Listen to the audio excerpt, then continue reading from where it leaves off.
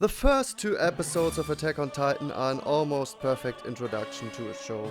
It sets the tone on point, opens up already a lot of important plot lines, like the death of Erin's mom, of course, that is always in his mind. The moment he said the first time he's gonna kill them all, every single one of them, he stayed true to that.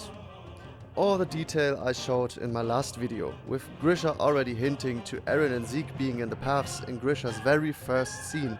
That's a crazy detail. If you missed that, make sure to go onto my most recent video.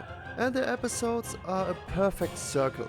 Episode 1 begins with Bertholdt on the wall, and it ends with Bertholdt on the wall.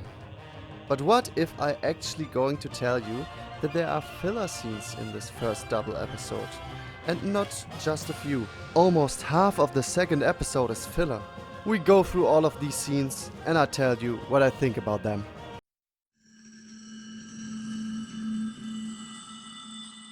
The longer dream.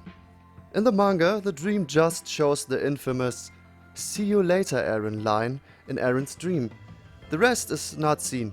In the anime, they showed a lot more. But I want to make a video about that longer dream in the anime, analyzing everything we see there and how it foreshadows actually a lot of what's going to come in the future. We will just leave it like that for now. The dream is longer in the anime, the shown scenery. And about what I think of that, I like it, and I think it's stupid at the same time. On one hand, it actually foreshadows stuff I don't even know how they were able to show us so early, like Bertholdt being dead.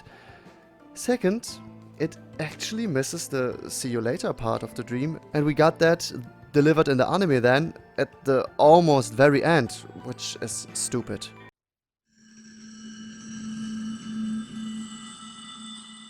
Priest Nick and the marketplace. The entire scenery of Eren and Mikasa going home in the manga is consisting only of Eren's talk to Hannes.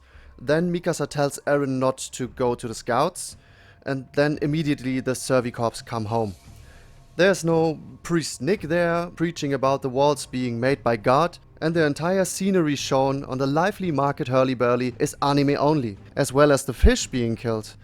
As Hannes talks about Grisha being the savior of this town, the happy people are shown only in the anime. I think these additions overall make the scene much more full-fledged. The dead fish shows the cruelty again. I mean, animals being killed for food is also later in Mikasa's past a symbol for the realization that this world is just cruel. The people on the market make everything more lively and makes a good contrast to later when the Titans intrude. And also Hannes is more specific in his line about Grisha, saying that he healed the town from a plague, instead of the manga where he only says Grisha would be a benefactor of this town. Again foreshadowing what is later shown, where Grisha saves all the people like Hannes' wife and Carla herself from the disease everyone had there. And most importantly, all of that does not change a single thing about the canon. I think this is one of the key points for good filler. I mean, people on the market and fish being killed could also have been in the manga without changing anything. It was just not shown. So it's just atmosphere and tone setting. It's good. Also the priest explaining us the belief the walls are made by God, and this is actually being a foreshadowing again, is also a really good idea. My problem there is just, why is it Nick? Why should Nick be in Shiganshina there? And later he is in safety and somewhere else? I think that was a stupid idea. And the solution is just so simple. In episode 2 there is this other priest. Why not just use him for the lines delivered by Nick? So this is my nitpick, because this is exactly what I said before. Nick being there as filler content is something that changes the original canon. Now it tells us Nick would have been in Shiganshina that day, though he most likely was not in the manga canon.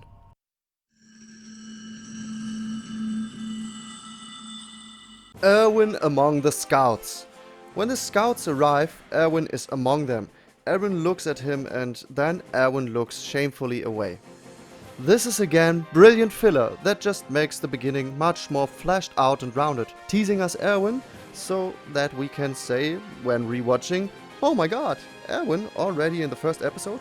Crazy! And it makes sense again. I mean, Erwin was part of the scouts back then already. You could argue this could be Erwin, but he is injured. In the anime, Erwin was not among the injured.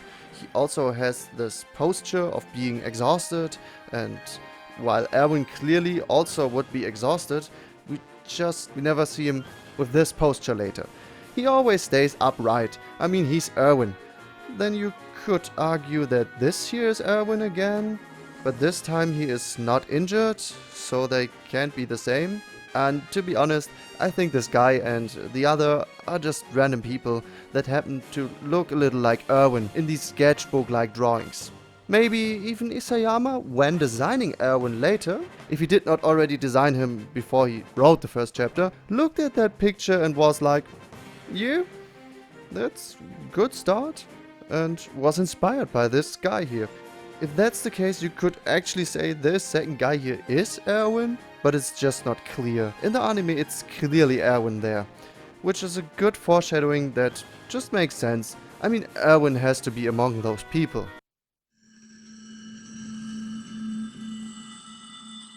The attack on Titans. Or off, but I wanted to sound cool. So yeah, now everything's the same. Again, a few differences. The bully scene is a little different. People are shown again and kids playing when Armin says the walls can't hold forever, only a matter of time, making the atmosphere more clear. But then, when Berthold breaches the wall, the first chapter ends, while the first episode has still 5 minutes left. The second chapter immediately begins with Erwin running towards his house. So it's only minor changes, but the first Titan that goes through the hole is filler, the few people that immediately run away, and the white-haired heathen-like haircut bully being hit by a rock is anime only all. It's again just a bit more fleshed out. I think it's good.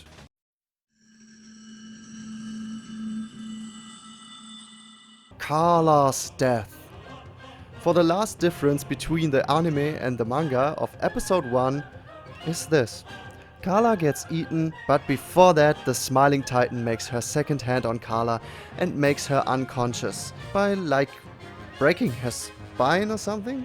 It also looks like the Smiling Titan actually probably even killed Carla before devouring her. In the manga, the Smiling Titan just makes the grip stronger and firmer, as it was annoyed by Carla's fighting back, which made her unconscious, or at least powerless. This is something that always bothered me so much. Why does the Smiling Titan on purpose make Carla unconscious, or even kills her before killing her by biting her? It just makes the moment less cruel, and this has to be cruel. I mean, it's the first stone that brought everything into motion. Erwin looking directly at his mom as she was devoured by a titan. It is such an important scene, making the impact weaker with that. I hate it. I still don't like the manga version. I think she should just have been totally awake when getting bitten, but at least the titan making the grip firmer and making her unconscious by this is at least more believable and seems more like something that just happened and not a specific act that the Smiling Titan chose to do. And also in the manga, it clearly seems like she is still alive through that, so it's much better in the manga, and I hate the anime version of this detail. But what do you say? Tell me in the comments. I'm not making my conclusion just now, because I just realized how much longer this video is going to be than I initially thought. So I'ma make a cut here, and we will cover episode 2 in an episode 2 of this video. Then I will tell you my overall conclusion about the first double episode actually having a bunch of filler, or at least being not as manga accurate as the show is most of the time. Most of the time the show is actually just every panel of the manga, but in moving picture and sound, nothing more. Which is, in my opinion, the way to go with adaptations. With that, I'll be waiting for you in the second part, and I wish you all a great